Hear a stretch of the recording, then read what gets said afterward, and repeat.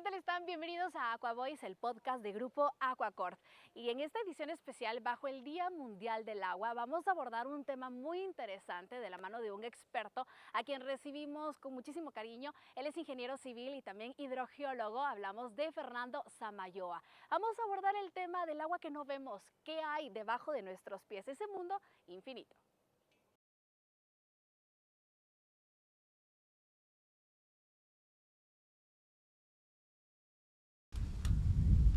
Y bueno, vamos a iniciar definitivamente llevándolos por un escenario para que se puedan imaginar un poquito de qué es lo que sucede cuando abrimos el grifo y cae el agua. Definitivamente esta agua que cae del grifo no viene de las nubes, no viene de los ríos, de los lagos, sino viene más allá. Seguramente también esta agua ha estado guardando muchísima historia también y mucho tiempo. Podríamos hablar hasta de siglos. Esta agua proviene definitivamente de esas capas de roca, de tierra, de arena. Y para indagar un poquito de dónde proviene el agua, definitivamente lo invitamos para que nos pueda acompañar en Aqua Voice, el agua que no vemos, porque el mundo está oculto bajo nuestros pies. Mi nombre es Pamela Valdés y será un verdadero honor acompañarles en esta oportunidad. Y para poder indagar de qué es lo que sucede con todo este tema natural del agua definitivamente y de las profundidades, nos acompaña el especialista Fernando Samayoa, ingeniero civil e hidrogeólogo, magíster en ingeniería y en técnicas ambientales, a quien le damos la bienvenida y lo recibimos con muchísimo respeto. ¿Qué tal está, Fernando? Bienvenido. Bien, muchas gracias por estar acá. Estamos rodeados de tema de agua. El agua es sumamente importante, es vital para nuestra vida, para nuestra salud, para nuestros alimentos.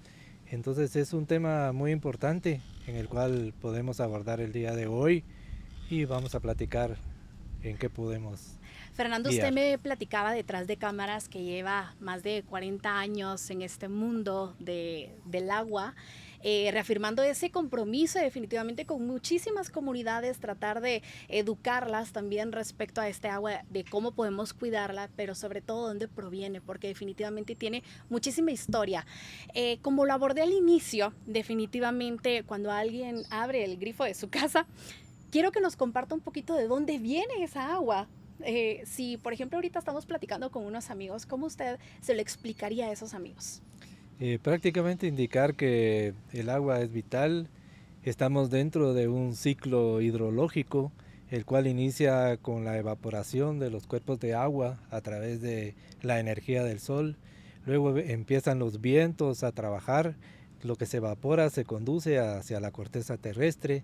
Luego, por temas climáticos, se reinicia lo que es la precipitación. Entonces viene el agua y cae sobre nuestro continente, cae prácticamente sobre las áreas.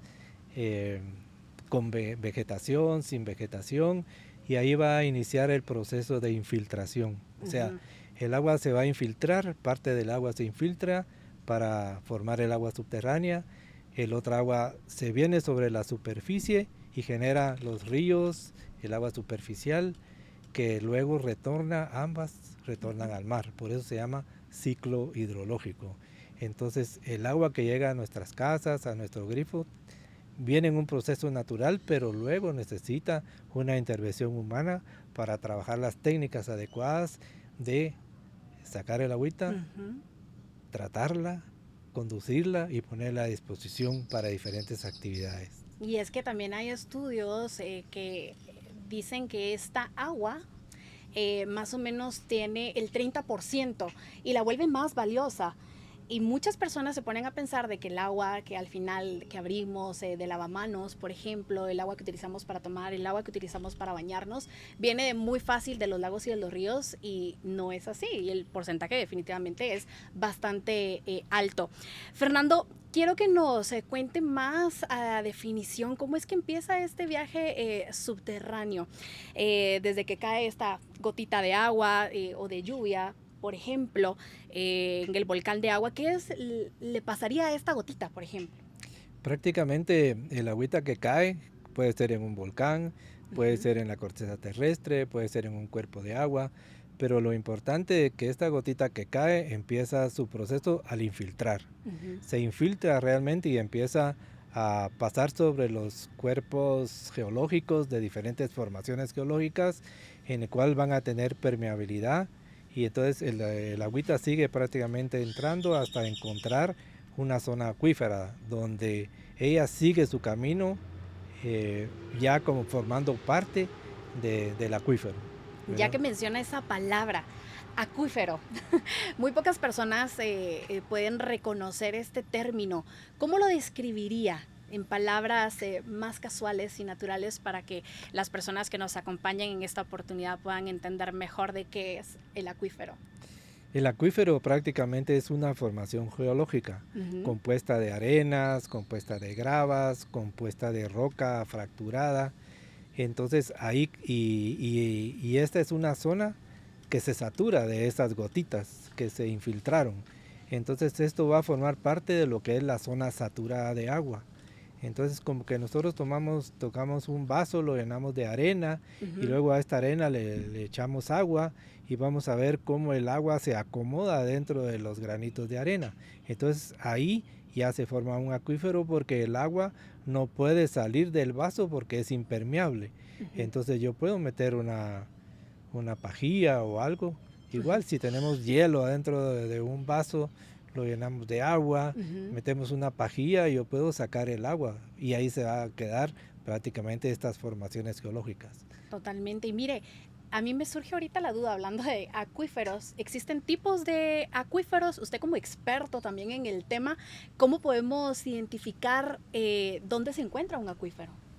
Prácticamente existen varios tipos de acuíferos, ¿verdad? Ujú. Porque el agüita se va almacenando en las formaciones geológicas y existen unos acuíferos que se llaman colgados. Esto Ujú. por lo general se dan al pie de los cerros, porque este cerro está sumamente forestado, hay un buen área de infiltración, entonces el agüita se mete ahí, Ujú. entonces va a encontrar un lugar impermeable Ujú. y entonces el agua sale y brota para generar un manantial, Ujú. ¿verdad? En la base de algunos cerros.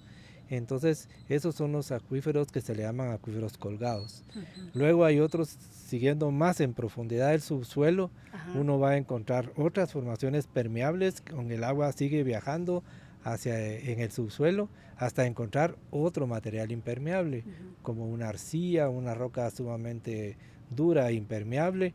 Entonces se va a generar la zona saturada y ahí se genera otro acuífero. Por lo Ujú. general, este acuífero se va a dar en los valles, en las partes bajas, donde el agua se almacena pero camina. Ujú. Una cosa bien importante es que el agua nunca está detenida. El Ujú. agua siempre tiene velocidad, Ok. aunque sea mínima su velocidad, porque si el agua se detiene, el agua se pudre, entonces Exacto. ya no se puede utilizar, ¿verdad? Ok. Existen algunas formaciones que son de aguas fósiles que Ujú. prácticamente se almacenan, no se movieron y se mineraliza y esa Ujú. no se puede utilizar. Son las menos, pero existen, ¿Se ¿verdad? calcifica? Eh, Además, usted me acaba de tocar un tema muy importante que es otro sistema de movimiento de agua subterránea, que es las zonas que le llaman zonas kársticas. Las Ujú. zonas kársticas se dan en una formación geológica que se llama caliza. Entonces Ajá. el agua al penetrar en esas formaciones empieza a disolver el carbonato de calcio que se Ajá. encuentra en, en esa formación y Ujú. empieza a generar cavernas, Ujú. agujeros grandes. En nuestra área en Guatemala pues tenemos en el área del Petén, en el Ujú. área de Huehuetenango, tenemos cenotes, tenemos cuevas grandes, Ujú. Ujú. tenemos grutas como la del Sí. Anquín, la del Rey Marcos, Ujú. en el área de Cobán, en Petén, las cuevas de la Culebra. O sea, Ujú. uno puede meterse y ahí sí va a observar uno que existen ríos de agua subterránea. Increíble. Es la único lugares que uno puede decir aquí hay un río de agua subterránea, Ujú. porque es ese tipo de formaciones kársticas. Podríamos decir entonces que un acuífero podría ser un tipo como de bóveda de agua, siempre con filtro, porque bien menciona usted que tiene que ir circulando, porque si no se pudre el agua.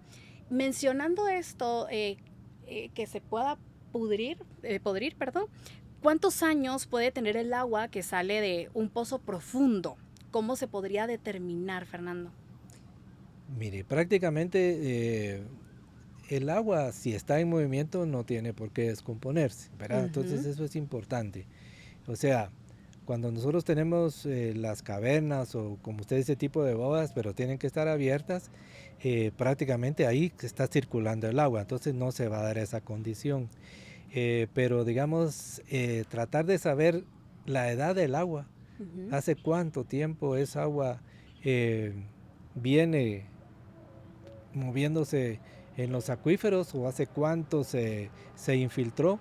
Hay unas técnicas que se llaman isótopos ambientales. Entonces esa es como la huella digital de la gota de agua. Entonces uno va a analizar estos isótopos ambientales, va a tomar muestras de la lluvia, va a tomar muestra de los lagos, va a tomar muestra de los pozos y todo eso adecuadamente analizado va a indicar más o menos cuáles son las áreas de recarga y hace más o menos cuánto tiempo se data de que el agua subterránea se está moviendo, porque estos tiempos pueden ser de días, pueden ser semanas, pueden ser cientos de años, pueden ser miles de años, ¿verdad? Y esa agua se va filtrando, o sea que siempre nosotros en nuestras áreas pues tenemos la oportunidad de tener diferentes estratos de agua. Por eso hablábamos al principio diferentes acuíferos, el acuífero colgado, el acuífero libre, y abajo de los acuíferos libres aún hay más acuíferos que son los semiconfinados y más abajo pueden haber acuíferos más confinados. ¿Cómo se recarga un acuífero, Fernando? ¿Hay algunos factores que definitivamente puede interferir en esta recarga? Sí, la recarga de los acuíferos natural, ¿verdad? Prácticamente llueve, se infiltra en zonas boscosas, áreas verdes, zonas de infiltración, formaciones geológicas permeables. Esa es la forma natural de la recarga de un acuífero.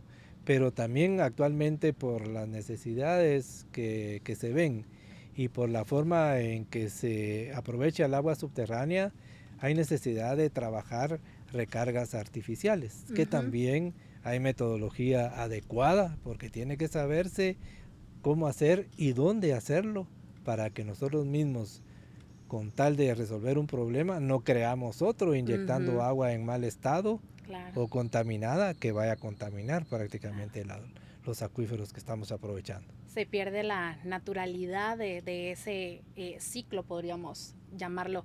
Y como nosotros somos, ya sabe cómo somos los guatemaltecos, nos encanta conocer paso a paso definitivamente cómo es esa investigación, porque sabemos que su trabajo lo lleva a estar siempre metido dentro del campo. Cuéntanos cómo hace eso. Prácticamente el campo es lo ideal, ¿verdad? Es donde uno realmente entra en contacto con la naturaleza y en contacto con el agua. Entonces, pero obviamente previo a ir a un lugar donde hay un proyecto, donde hay una necesidad de suplir de agua a una comunidad, a un condominio, a un edificio, a una municipalidad, hay diferentes tipos de proyectos, ¿verdad? Entonces, lo primero que uno hace, o por lo menos lo primero que yo hago es investigar a dónde voy. ¿Verdad? ¿A dónde voy a ir? Hoy voy a ir a tal lugar, voy a ver qué información tengo, consulto mapas, consulto temas satelitales, consulto cómo está la precipitación, si llueve o no llueve, precipitación alta, baja, cómo está la geología, si es una formación geológica volcánica, si es una formación geológica metamórfica, si es una formación geológica sedimentaria. Esas son las tres grandes clasificaciones de las rocas. Entonces yo sé que en ciertas rocas unas tienen más probabilidades y otras tienen menos permeabilidades, pero todo va a depender de la permeabilidad, ¿verdad? Entonces, y luego pues al campo, ahí uno viene al campo y va, platica y empieza a buscar a la gente que ahí ha vivido desde hace tiempo. ¿Verdad? Encuentra uno los abuelitos, encuentra uno, ¿verdad? Y pregunta, mire, ¿cómo le ha ido por ahí? Pues antes ahí había un manantial, pero ya se secó. Mire, allá hicimos nuestro pozo y seguimos aprovechando, pozo manual, ¿verdad? o vamos a otros lugares y miren, aquí nunca hemos tenido agua y entonces, ¿qué tenemos que hacer? Entonces ahí es donde uno como ingeniero empieza a observar, bueno, aquí tenemos un río, si aquí no han tenido agua acá, es porque posiblemente el agua está subterránea, entonces hay que hacer un pozo profundo para ir a captar ese acuífero y se les puede proveer de agua a ellos, ¿verdad? Entonces, después de este análisis, uno regresa a campo y a la oficina y empieza a estudiar. Y si necesita, hay métodos también auxiliares como la geofísica. Hay aparatos que se trabajan a través de sondeos eléctricos verticales, de magnetismo, de diferentes factores físicos, pero existen aparatos adecuados y también existen especialistas en geofísica que van a dar una interpretación para ver sin perforar cuáles son las litologías, o sea, cuáles son las formaciones que pueden haber en el subsuelo. Entonces ya uno como hidrogeólogo va a interpretar la hidrología, la geología, la geofísica, la teledetección, y a todo esto va a decir, bueno, esta área tiene potencial. ¿Cuánta agua se necesita aquí para tu proyecto? ¿Verdad? Entonces ya uno ya planifica, decir, bueno, se propone hacer un pozo de tal profundidad, si es que no tienen un manantial que pueda proveer, si es que no tienen un río que no esté tan contaminado y pueda proveer. O sea, siempre hay una solución, pero hay que buscarla. Claro, no, y es que también hay como muchísimos retos, limitaciones que se topan en el camino, pero también hay beneficios. Yo quiero que nos comparta un poquito si hay beneficios que la gente no conozca cuando existen estos acuíferos, pero sanos, bien recargados y que nos da más allá de el agua que consumimos. Esa es la idea de que nosotros tener acuíferos, al de llamar sanos, quiere decir que se mantiene su recarga, que se puede explotar, se puede aprovechar, sus niveles no bajan, porque digamos la recarga prácticamente es mayor al aprovechamiento, entonces se mantiene un equilibrio positivo. Pero estos acuíferos también a la hora de llegar a la época lluviosa, ¿verdad? Tienen su proceso de recarga. Pero ¿qué sucede en la época que ya no llueve? ¿Verdad? Ya no llueve, pero nosotros podemos ver que aún los ríos llevan agua, ¿verdad? Aunque no esté lloviendo. Sí. ¿De dónde viene esa agua? Pues esa agua es el fruto de acuíferos sanos que prácticamente tienen sus manantiales y salen a las quebradas, y estas quebradas van a dar prácticamente a los ríos principales, ¿verdad? Entonces es la alimentación es de agua subterránea. Ese es uno de los grandes beneficios. Por eso hay que mantener las zonas forestadas, hay que mantener el potencial de la vegetación para que haya una infiltración. Eso es importantísimo. Ya que mencionas esto, de la importancia de la vegetación, de la reforestación, y que también has visitado los 4 puntos cardinales de nuestro país, especialista en el agua subterránea, ¿qué tenemos bajo nuestros pies? Hablando de este recurso, ¿somos ricos? ¿Somos pobres? ¿Cómo podemos frenar si es que somos pobres? Somos ricos en todo sentido de la palabra. Guatemala es un país bendecido por su gente, por su naturaleza, por su biodiversidad. Obviamente los climas son diferentes, ¿verdad? Tenemos zonas costeras de mucha agua, zonas bajas, tenemos zonas medias, territorios volcánicos, tenemos zonas de formaciones metamórficas, que prácticamente esas son las formaciones geológicas que son con más dificultad para tener la posibilidad de buenos caudales. No quiere decir que no haya, pero sí a uno como hidrogeólogo, al decir voy a ir a estas zonas, yo sé que son zonas específicas que hay que tener mucho cuidado y tratar de buscar el agüita que pueda haber ahí. Y otra cosa, también tenemos zonas secas, ¿verdad? Tenemos un tema del corredor seco, ¿verdad? Sí. pero también en esos corredores secos hay ríos, Sí. ¿verdad? Que están lejos, están lejos. Ujú. Entonces ahí ya depende de los proyectos, cómo vamos a llevar el recurso del agua a las diferentes poblaciones. Pero Ujú. respondiendo a su pregunta, Ujú. Guatemala es un país bendecido con agua, Ujú. ¿verdad? Lo vemos en las precipitaciones y Y las diferentes cuencas. ujú. Y mire, ya que menciona esto, definitivamente nosotros pues sí, tenemos bastante riqueza natural, volcanes, esos microclimas que nos brindan días de calor, lluvias intensas, pero eso nos da algunas ventajas hidrogeológicas. Sí, sí nos da ventajas hidrogeológicas porque tenemos precipitaciones, ¿verdad? Ujú. Precipitación alta. Ujú. Prácticamente antes decíamos llueve 6 meses y otros 6 meses no llueve. Ahora por tema de cambio climático ha variado un poquito la climatología, pero eso sí es muy positivo porque tenemos agua que está lloviendo. O sea, ¿Qué tan tenemos beneficioso infiltración. sea la saturación de los suelos cuando llueve? ¿Cuando son porcentajes muy altos? ¿No tanto?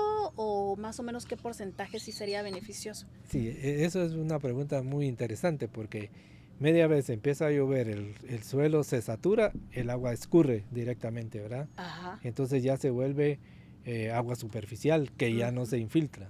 O Ujú. sea, por eso hay zonas más permeables, menos permeables y hay que hacer algunas obras para tratar de sostener estas grandes cantidades de agua que caen Sí, para darles un tiempo más para infiltrarlos, ¿verdad? exacto. E incluso estos son temas de recarga artificial hacia los acuíferos, ¿verdad? Pero hay que hacer Ah, obras mire. especiales, Ujú. un tipo de drenaje para que toda esta agua sea concentrada y se pueda almacenar un momento y darle un poquito de tiempo para que infiltre.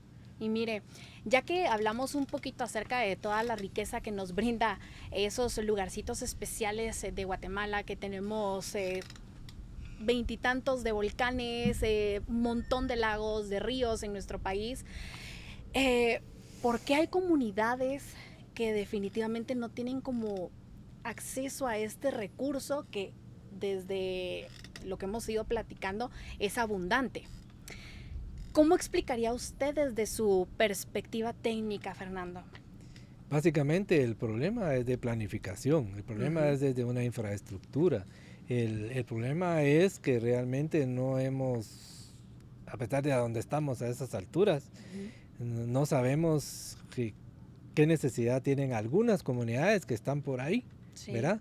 Pero las que están más lejos o están más cerca, todos tienen prácticamente llueve en su área. Ujú. Tienen ríos, porque Sí. incluso la gente tiene que caminar en varios lugares muchos kilómetros para ir a traer su agüita para el mantenimiento diario. Sí. Y por lo general son las señoras, Sí. ¿verdad? Son las mujeres que la verdad están tomando y siempre han tomado un protagonismo muy importante para todo este tipo de acciones positivas para sus lugares, ¿verdad? Ujú. Entonces, el tema es, hay que hacer estudios, hay que hacer evaluaciones. La ingeniería le va a levantar a usted el agua de donde esté o Ujú. se la va a traer de donde uno la encuentre. Ujú. El costo económico es otro tema, ¿verdad? Sí, Entonces, pero hay necesidades y claro, la prioridad en parte es de abastecimiento de agua, claro. porque como hablábamos al inicio, el agua es vida Sí, para todo, ¿verdad? exacto. Es definitivamente eh,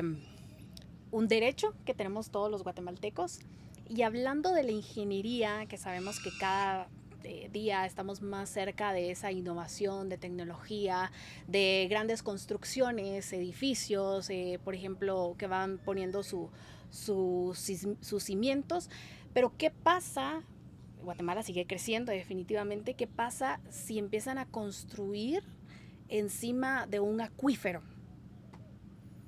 De hecho, Ujú. prácticamente en la práctica, Ujú. o sea, el Valle de la Ciudad de Guatemala y muchas, digamos, otras ciudades del país, aldeas y todo, eh, es increíble verlo, pero Sí, estamos encima de acuíferos sí. o de zonas de recarga, ¿verdad? Ujú. O sea, uno a través del tiempo, ya uno mira para abajo, no es que uno sea Superman, pero lo que sucede es que si yo estoy parado aquí y yo aquí me estoy imaginando cómo va el agua subterránea y hacia dónde va, ¿verdad? Sí. Está buscando, digamos, el área donde está el lago de Amatitlán, Ujú. que lamentablemente está contaminado Sí, horriblemente porque no sí. se trabajan las cuencas. O sea, entonces nosotros sí estamos encima de ese movimiento subterráneo Ujú. del agua. Claro. Y entonces, ¿qué pasa? Que nosotros en la superficie prácticamente estamos poniendo temas impermeables. O sea, es Ujú. agua que antes se infiltraba, ahora ya no se infiltra, se va a la banqueta, se va al drenaje, va a Sí. parar al drenaje y se va. Y va a dar a los ríos, ¿verdad? Ujú. Después va a dar a los ríos principales en las diferentes cuencas, pero lo que sucede es que la recarga de los acuíferos no es Sí, local. O sea, sí. la recarga del acuífero que yo aquí donde estamos platicando puede haber, no está aquí. Esa viene de lejos. Ujú. La recarga del área metropolitana posiblemente viene de zonas como de San Juan, Zacatepeque, San Pedro, esas montañas que nos rodean, ¿verdad? Ahí Ujú. el agua se infiltra y empieza a buscar caminito para buscar, porque hay Claro. flujos de agua subterránea Ujú. y que se puede analizar hacia dónde van y en qué dirección Claro. a través de los estudios adecuados hidrogeológicos, ¿verdad? ¿Cree que deben existir como buenas técnicas? Esta me salió un poquito del guión, pero me surge la duda. Como buenas técnicas de construcción para no perder esas recargas de los acuíferos o definitivamente se pierden. No, definitivamente dentro ya de las normas que están siendo aplicadas también por Ujú. las municipalidades conscientes, Ujú. es de en cada construcción hay que dejar cierta área para que permita la infiltración, Claro. Ujú. ¿verdad? Obviamente los edificios, pues esos tienen sus niveles, se cierra un área cuadrada, pero en sus laterales prácticamente pueden conservar unas zonas para tener zonas de Ujú. infiltración, pueden tener zonas de captación de aguas de lluvia en otro sentido y esas mismas también se pueden inyectar a las formaciones geológicas con mucha precaución Claro. para que realmente no contaminen, pero Ujú. pueden generar un área de infiltración también. Enhorabuena, entonces esperemos que definitivamente continúen estas buenas prácticas. Usted acaba de mencionar una palabra muy importante, el tema de la contaminación, Fernando. La contaminación es una amenaza real para el agua subterránea en Guatemala, en nuestro país. Es una amenaza. Ujú. La realidad es que es una amenaza por la forma en que las comunidades, el ser humano, ¿verdad?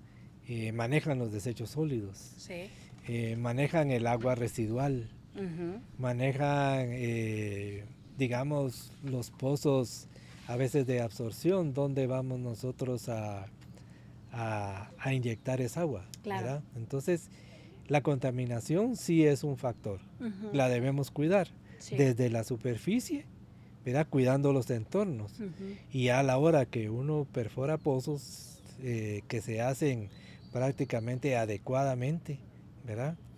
En el caso, pues, de Dow Pozos, que es una empresa Sí. fuerte y líder en la perforación y que Sí. tiene conocimientos desde hace muchos años Ujú. y personal calificado a la hora de diseñar, de entubar los pozos, pues Sí. se prevén este tipo de cosas haciendo sellos sanitarios adecuados Ujú. encima de los acuíferos, ¿verdad? Sí. Para evitar que haya una contaminación directa en el punto local donde se encuentra el pozo. Sí. Y a estos también hay otros estudios en general que se llaman perímetros de protección. O sea, uno tiene que proteger las áreas de donde uno va a estar sacando el agua subterránea. Y es por eso muy importante que diferentes empresas líderes en nuestro país definitivamente tengan un plan estructurado de responsabilidad social empresarial. Desde la planificación urbana, ¿qué decisiones realmente en ayudar a proteger estos acuíferos, Fernando? Prácticamente es, como dice la palabra, planificación, ¿verdad? Ujú. Aquí serán zonas de esto, allá serán zonas industriales, allá diferentes zonas, a estas zonas quedan zonas en reserva Ujú. para propiciar realmente las áreas verdes de posibles infiltraciones. O sea, un ordenamiento es sumamente importante, Claro. ¿verdad? Porque el agua que uno utiliza, que a veces viene de otras cuencas, la usa y luego ¿dónde la va a depositar? Sí. El agua que utilizan las diferentes industrias, tipo de agua, qué tipo de agua es, en dónde la vamos a depositar. Por eso es importante realmente la realización de plantas de tratamiento de esta agua residual que ya utilizamos. Y una práctica muy importante es la reutilización de esa agua. Entonces yo puedo tratar esa agua, darle un tratamiento especial y esa agua residual la puedo usar para jardinería, Sí. la puedo usar para servicios.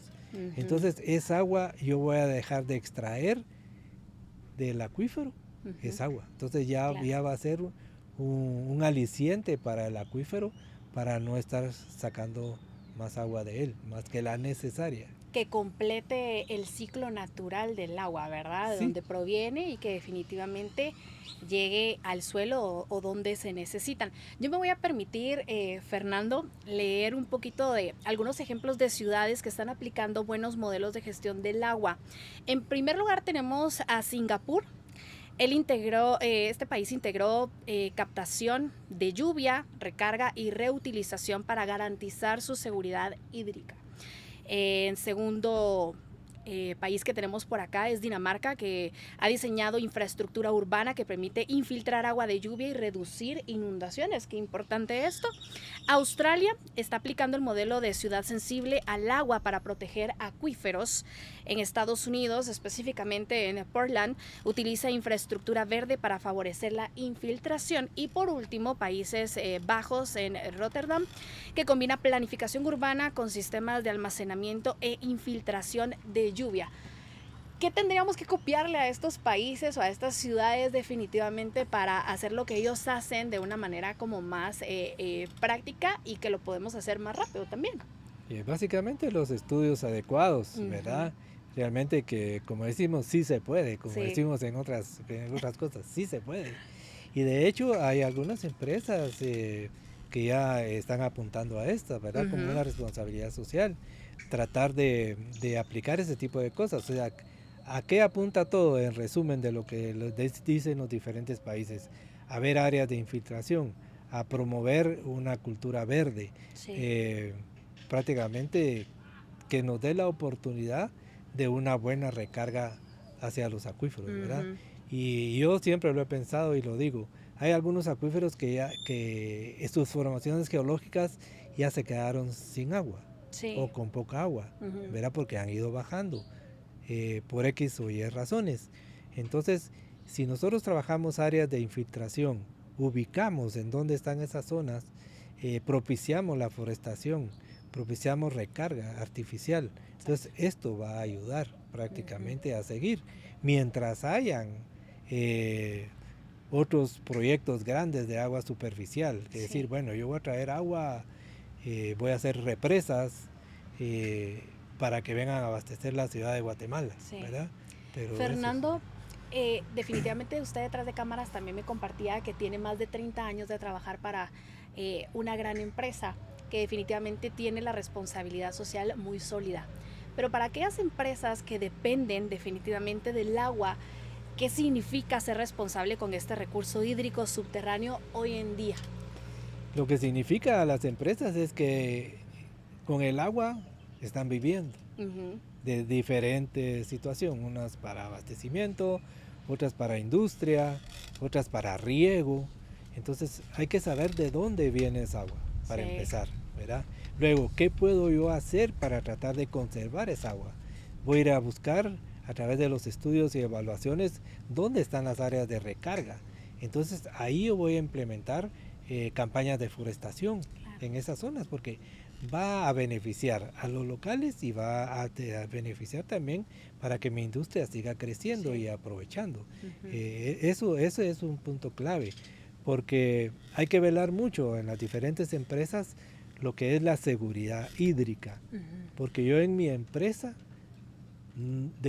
puedo trabajar lo que es adentro de mis cuatro paredes, pero pasando hacia las vecindades, eso ya no puedo yo hacer mucho, más que ponerme de acuerdo con el vecindario o los otros usuarios y ver qué podemos hacer conjuntamente para apoyar estas campañas, Claro. estos indicios, ¿verdad? Entonces, eso es un valor muy importante, ¿verdad? El conocimiento y la valoración. Y luego, el agua que yo estoy utilizando, existen métodos para ser más eficientes. Ya no voy a desperdiciarla, Sí. porque tenemos que saber el valor que el agua tiene y que cada vez se está poniendo más complicado. Pero no quiere decir que el agua se va a agotar. ¿Verdad? No, tampoco tenemos que ser tan amarillistas cuando queremos hablar de un tema, ¿verdad? Porque realmente todavía tenemos agua para más y esa es una bendición. Claro. Y no quiere decir que entonces sigamos desperdiciando, no, porque va a ser más cara obtenerla, ¿verdad? Totalmente. Mantenerla.